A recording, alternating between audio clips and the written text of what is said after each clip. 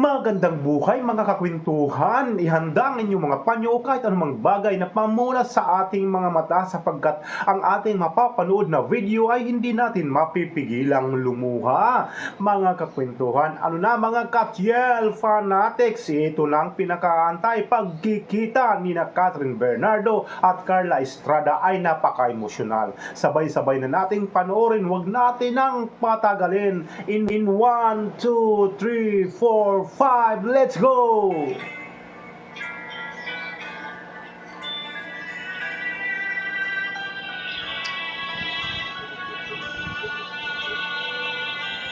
Nakaka-touch to mga kakwentuhan, mga fanatics ng Katniel.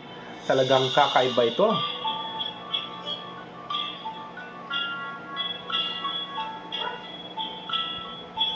Grabe, napakabait talaga ni Catherine, ano?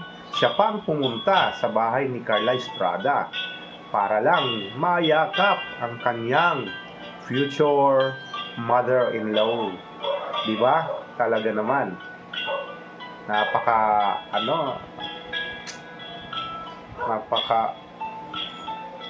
Yung mga Katniel dyan, huwag niyong pigilang umiyak kung kayo ay naiiyak. Sapagkat yung mga ganitong sitwasyon, sa mga ganitong pagkakataon, sa mga ganitong pangyayari, ang ating emosyon ay hindi dapat natin pinipigilan. Talaga naman.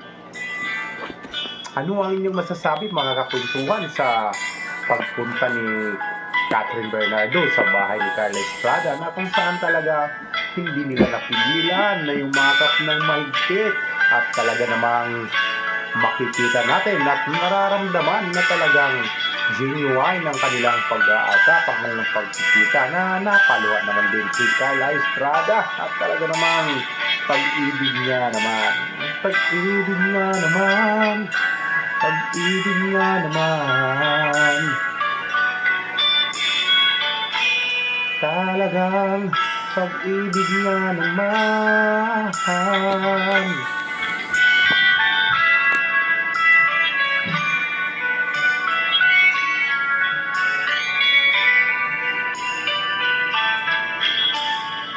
Naluha ako doon mga kakwentuhan, mga Katniel fanatics, naluha din ba kayo dyan?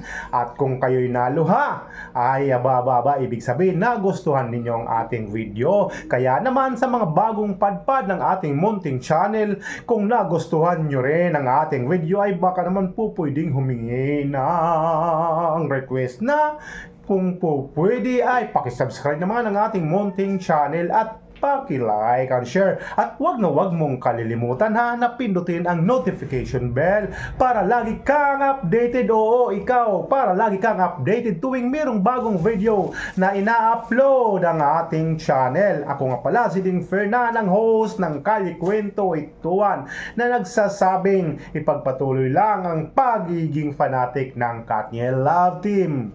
Okay, bye-bye!